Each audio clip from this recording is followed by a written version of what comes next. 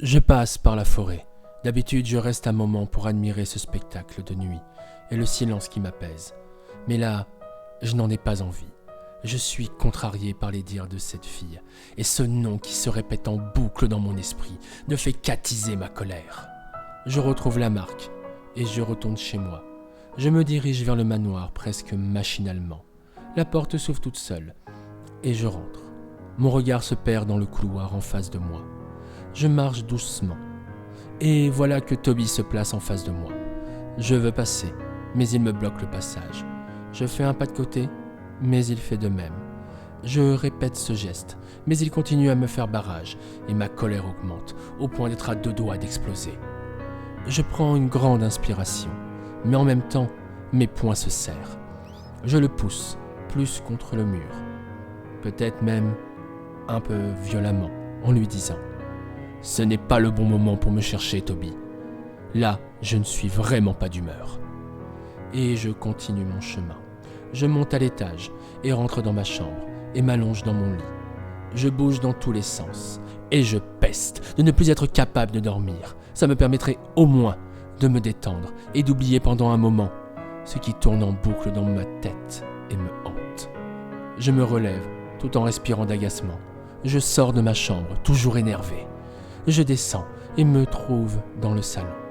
Et là, je le vois, toujours à la même place. Le seul objet qui me permet soit de me détendre, soit d'expulser ma colère, le piano. J'ai comme un sourire ironique qui s'affiche sur mon visage, et je dis à haute voix sans vraiment faire attention. Alors, on en revient toujours là. Je m'installe et commence à jouer. Toujours du Beethoven, mais cette fois-ci, il s'agit du 3e mouvement de la sonate au clair de lune. Mes doigts glissent sur le piano, avec vitesse. La musique résonne dans tout le manoir.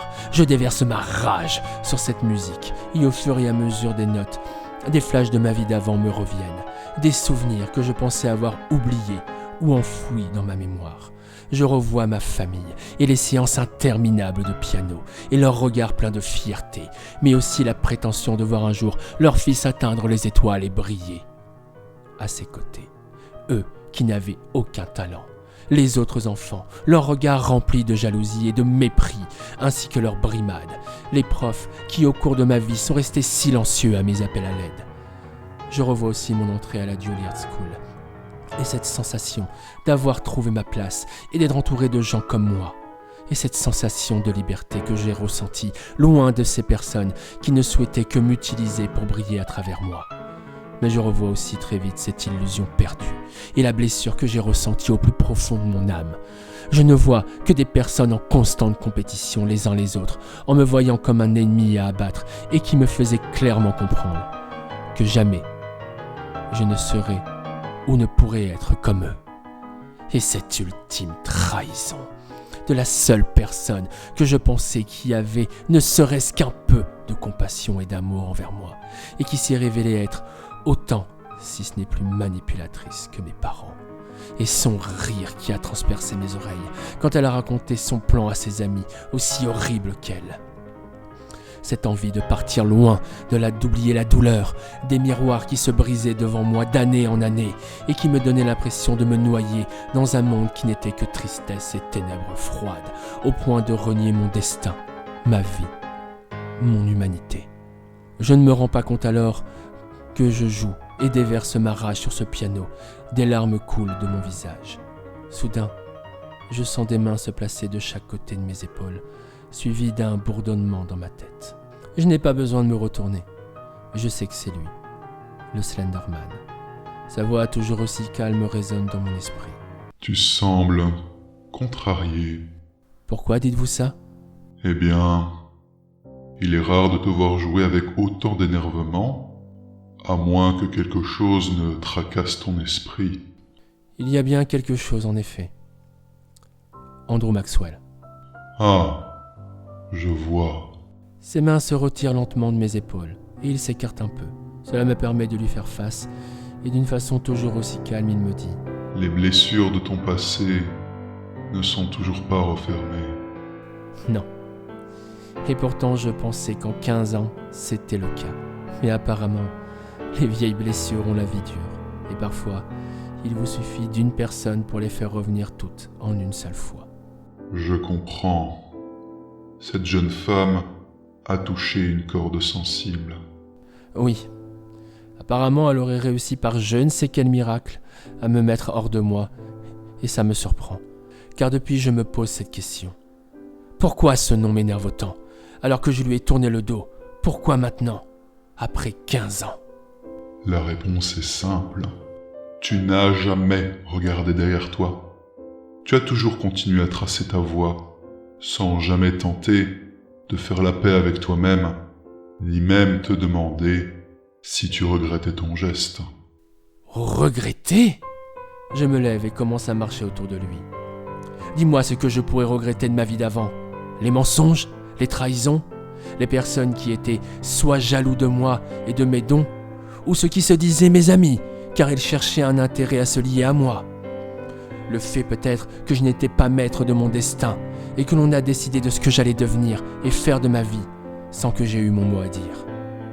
Le vide en moi que je ressentais et que rien ne pouvait combler. Ou encore peut-être le fait que je ne voyais que les ténèbres chez les humains. Et l'amour dans tout cela? L'amour? Parlons-en justement. La seule personne que j'ai aimée depuis mon enfance n'a fait que se moquer de moi. Je la croyais la plus radieuse des lumières, et elle s'est avérée être les ténèbres les plus sombres. Quant au choix que j'ai fait, je considère mon acte comme un service rendu à l'humanité. Surtout après que tu m'aies montré ce qu'elle allait devenir et le mal qu'elle engendrerait autour d'elle. J'ai rendu service au monde, et d'un certain point de vue, j'ai rendu leur mort utile en te les sacrifiant. Alors, non, je n'ai aucun regret sur mon geste. Mais peut-être regrettes-tu ce que tu es devenu? S'il y a bien une chose que je ne regrette pas, c'est ça. Car depuis ce jour où je me suis réveillé dans la morgue, ma vie a changé. Je suis devenu maître de mes choix, et les chaînes qui me liaient ont été brisées. Le vide que je sentais en moi a disparu. Et depuis que je suis ici, j'ai une famille.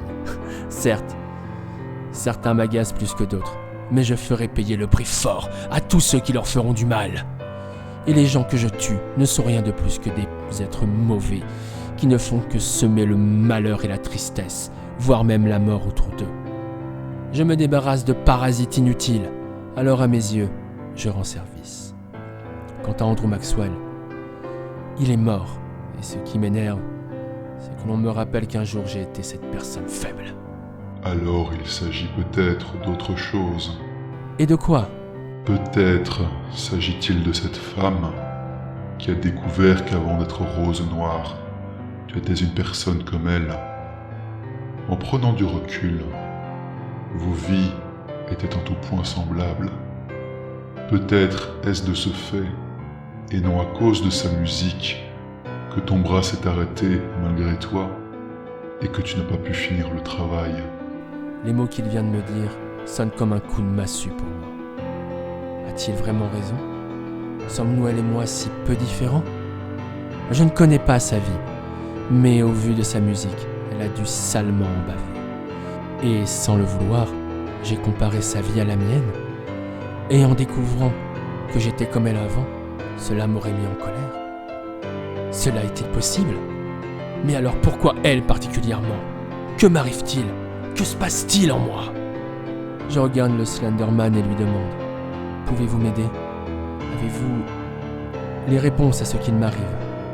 Hélas, je crains que la seule personne en mesure de trouver des réponses ne soit toi-même.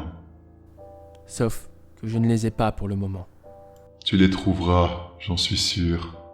Tu as toujours été très doué pour solutionner tes propres tourments. Je prends une grande inspiration.